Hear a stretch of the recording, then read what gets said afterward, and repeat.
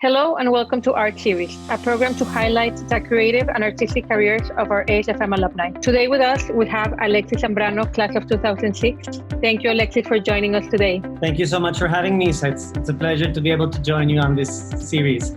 Thank you. And please, let's start by the beginning, telling us about your experience at ASFM and how that was important in your career to follow. Of course, I joined the Eagles, I think, 1990 when I was in pre-K. And I was there till the 7th grade when I left for boarding school. It was a great experience. I think the school had so many windows and outlets in order to expand and explore your creativity. Everywhere from drama and the plays and the school plays where you could help with creating the sets or act, choir, music, art class as well as all the after-school programs. After being at ASFM and your school abroad, what career path did you take? Well, I took a couple career paths before landing here.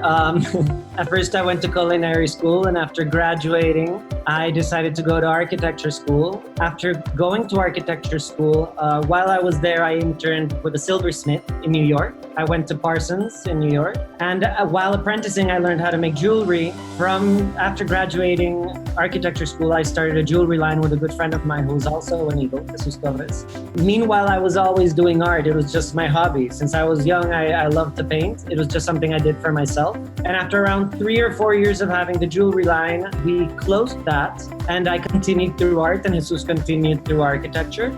So I decided after many different routes, I ended up in art, which originally was my hobby. But I think I don't regret having taken any of those because I wouldn't have gotten to art or felt as confident as I do with my work and where I am without having explored those different paths I took. Alexis, can you tell us a little bit about your work and where the inspiration comes from and what techniques you use?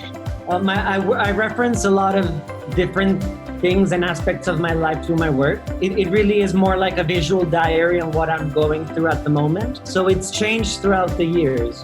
Currently, it definitely has to do with the state of being in quarantine, in isolation, to yourself, and really going inside. I think currently a lot of what I'm working on has to deal with that. During quarantine, I've been working a lot in the garden, growing vegetables, growing flowers, gardening, and that has also been very nurturing to my soul and to myself and learning more about me. After I completed a residency program in Italy this last year, this was in Brescia, which is where the tarot was invented, and I really started getting involved in a lot of antique celestial maps and tarot and a lot of more cosmic, spiritual, and mystic studies, which is what I've been studying. So that kind of results in my work. And currently that's a lot of what I've been painting.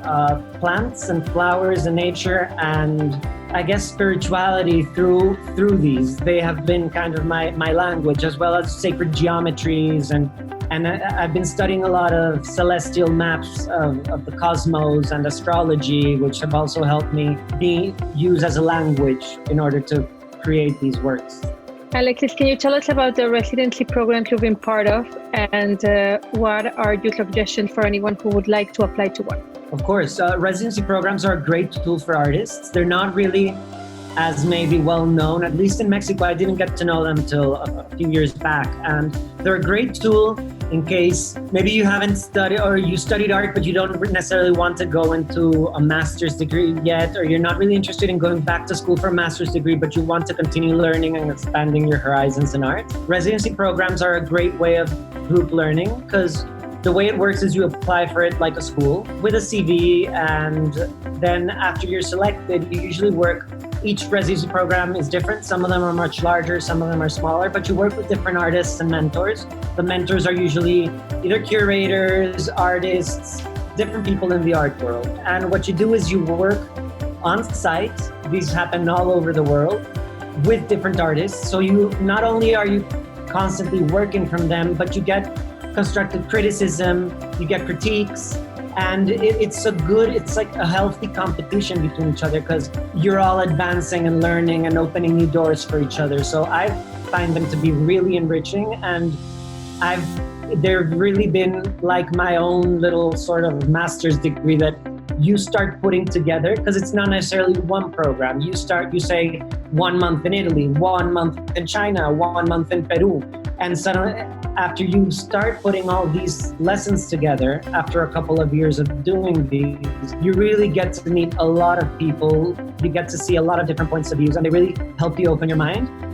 You've been able to collaborate with other artists in the past year. Can you tell us a little bit more about that?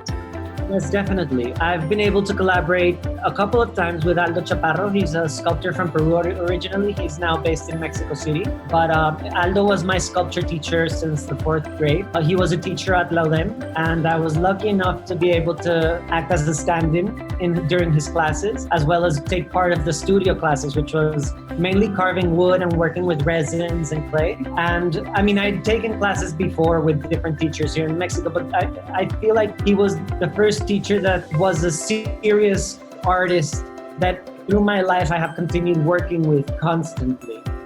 We've worked together in projects in New York, in Mexico City, in Peru, and he's always been a great mentor and sort of like the older brother I never had. You know, he's been great to work with. You've had such unique experiences living abroad and being able to do these residencies.